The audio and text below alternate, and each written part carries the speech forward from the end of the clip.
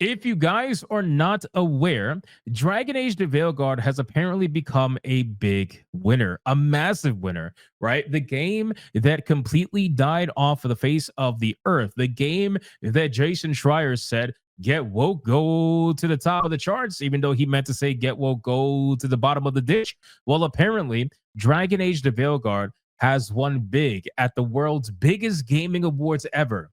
And by gaming, I mean GAY. Yes, ladies and gentlemen, the 2025 Gayming Awards has officially gone down. And apparently, Dragon Age The Veilguard was a sweeping win. This game won Game of the Year at the 2025 Gayming Awards. And trust me, it was totally legit.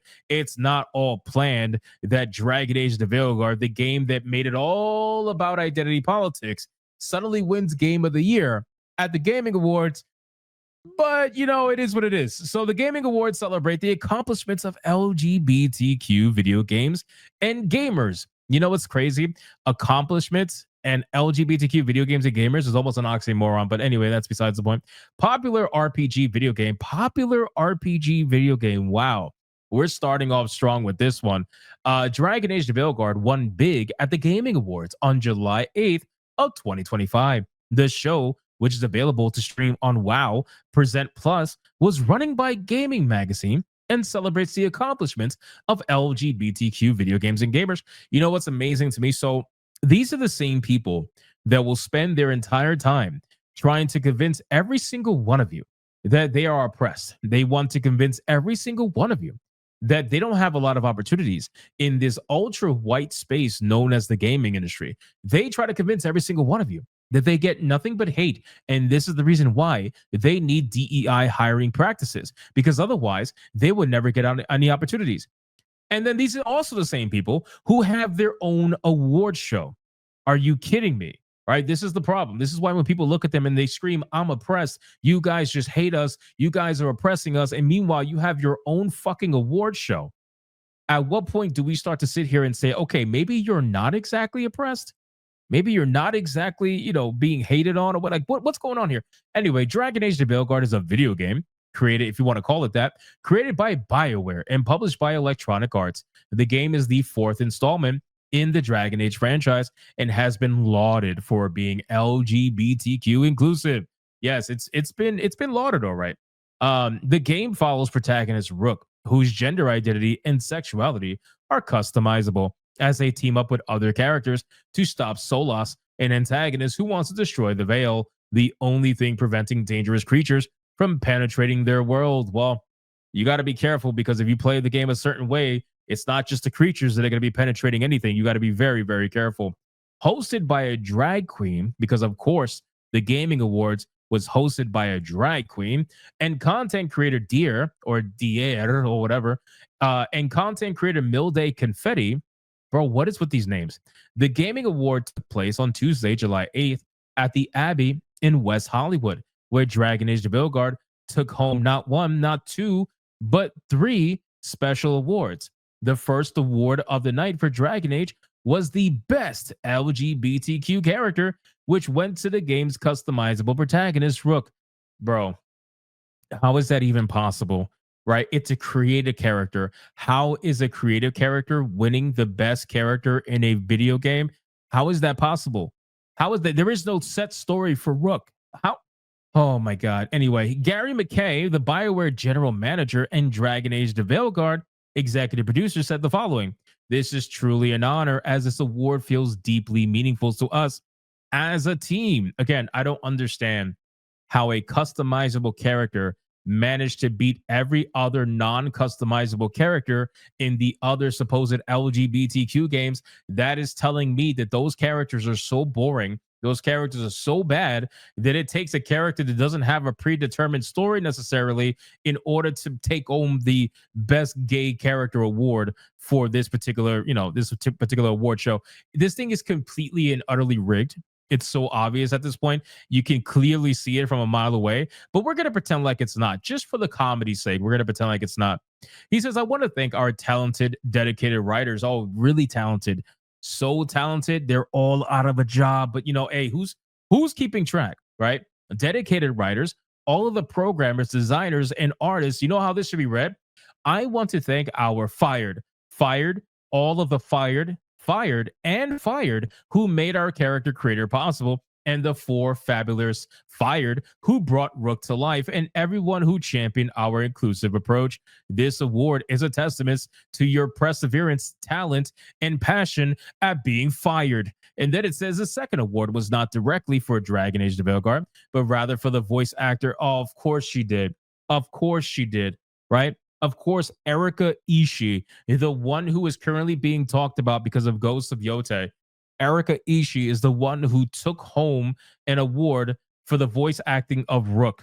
After winning the LGBTQ Voice Actor of the Year award, Ishi took the time to acknowledge the situation that the queer community currently faces. Again, whatever she's about to say, let me not read it yet. Whatever she's about to say, I want you guys to realize that she is about to say this on an award show that is dedicated to LGBTQ people. So whatever oppression speech that she's about to say, she is winning an award that is specifically happening on a stage for LGBTQ people. I want to make that very clear. Let's go. Let's see what she says. She says, I would be remiss not to acknowledge that these times are frightening.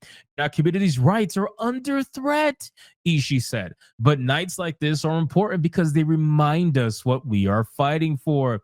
They remind us that we are not alone, that we can gather to openly celebrate queer joy, and that these stories are just human stories, and that everyone deserves to experience them. Again, guys, so thank you so much for this award, and thank you for letting us all be proud together. And then, of course, yeah, at the end, trans lives are human lives. What the fuck does trans people have to do with it?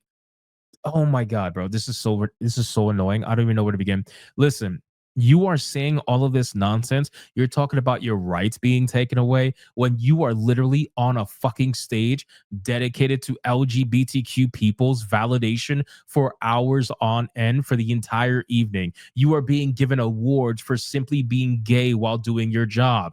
That is it. That is literally it. You don't even have to compete against anyone else. You only have to compete against other gay people. That immediately makes the pool that you're competing against a lot smaller. And you're sitting here like, I'm oppressed. Our rights to be shut the fuck up. What are we talking about here? How is this? How is this even? I don't even know. Let's continue. The final award for Dragon Age The Veilguard one was the Exciting Game of the Year award.